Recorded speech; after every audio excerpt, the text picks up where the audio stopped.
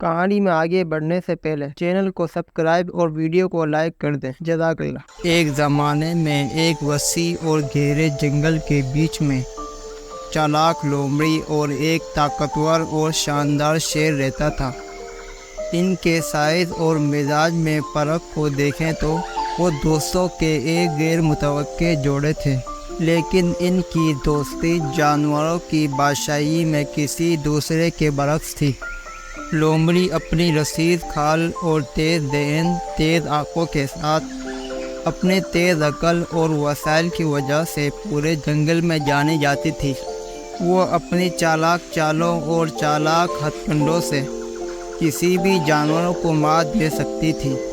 دوسری طرف شیر جنگل کا ایک ہوشیار بادشاہ تھا۔ اس کی سنہری عیاں اور ایک دھار جس کی آواز میلوں تک گونجتی تھی۔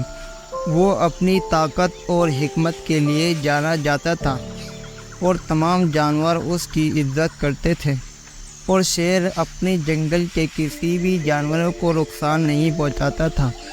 اگر اس کو شکار کرنا ہوتا تو وہ بھیڑیے کا شکار کرتا۔ بھیڑیے جنگل کے جانوروں کو بہت نقصان پہنچاتے تھے، شیر صرف بھیڑیے سے مقابلہ کرتا۔ ایک صبح جب لومڑی اپنے ناشتے کی تلاش میں جنگل میں گھوم رہی تھی تو وہ شکاریوں کے ایک گروہ کے بچھائے گئے جال سے ٹکرا گئی۔ اس کا پنجہ پھندے میں پھنس گیا تھا اور اس نے ایک درد کی چیخ نکالی۔ شور کی وجہ سے شکاری اپنے جالوں اور نیزوں کے ساتھ قریب آئے۔ شیر جو قریب ہی تھا، اس نے لومڑی کی تکلیف سنی اور جال کی طرف لپکا۔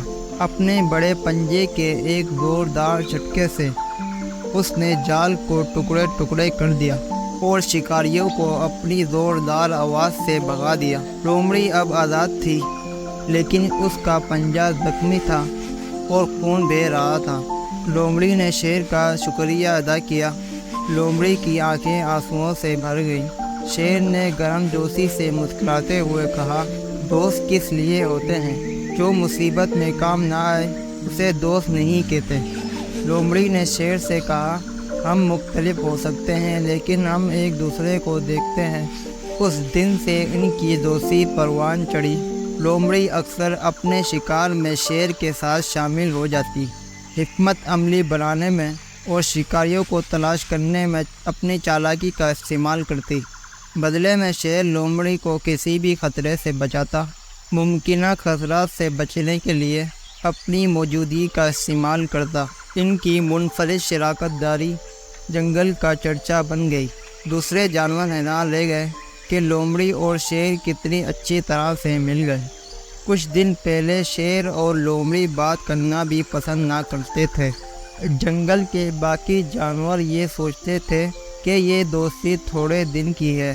وہ یہ سوچتے تھے بس تھوڑے دن اور گزرنے دو، ان کی دوستی خود ہی ختم ہو جائے گی۔ لیکن جیسے جیسے دن ہفتوں اور پھر مہینوں میں بدلتے گئے، یہ واضح ہو گیا کہ شیر اور لومڑی کی دوستی مضبوط سے مضبوط ہوتی گئی۔